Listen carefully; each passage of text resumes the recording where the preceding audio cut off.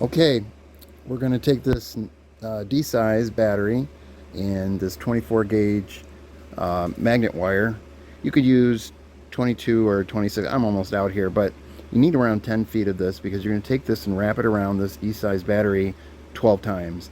And then you need about an inch to an inch and a half on either side of the loop you're going to make um, for this to work. So we're going to make a little motor here.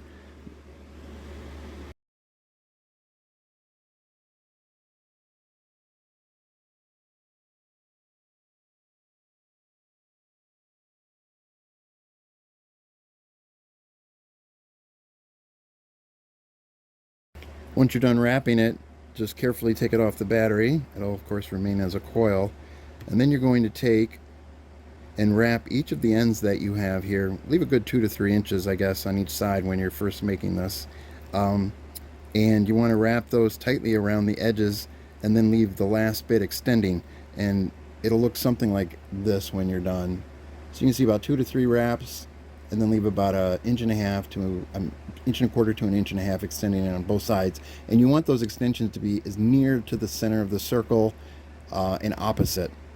So that's going to be important later. All right.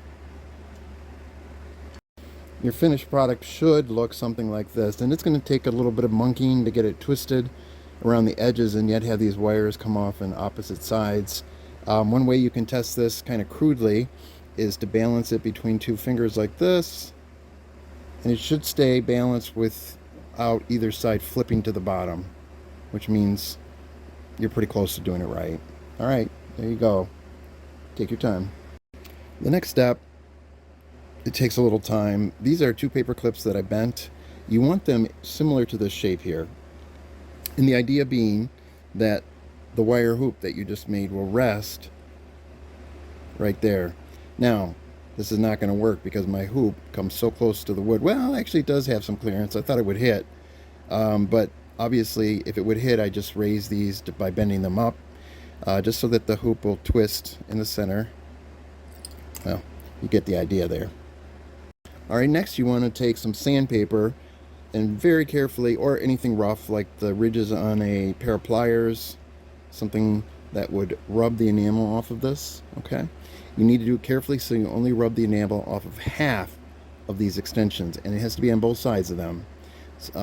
So you're probably going to need some magnifying glass or something to look closely to make sure it's done. Do not rub off everything on both sides. Just half on here, half on here. We'll see why later. One of the better ways I found is to lay the magnet wire on a piece of wood like this and then just gently rub on top like this. This guarantees that the bottom of the magnet wire will not lose the enamel. And obviously if this wire gets bent a little bit as you're doing this, or the other one, it's wire. Just bend it back in place. Okay, that's good for one side right there. So in the end, you should have something that looks like this. You have your wire loop with the extensions on either side, and again, each of these extensions with the enamel rubbed off on just one side of it. And then you have your paper clips here and here, bent in such a way that this can rock nicely and actually spin around. And then I have these clips here and this one negative clip, which is not connected yet. And they run back to some D-cells. You can use either 2 or 3 depending on the strength of your magnet. Start with 2. If it's not enough, go up to 3. This is just a simple ceramic magnet. It's not that strong, but it does work. So we're gonna just watch how this little motor works.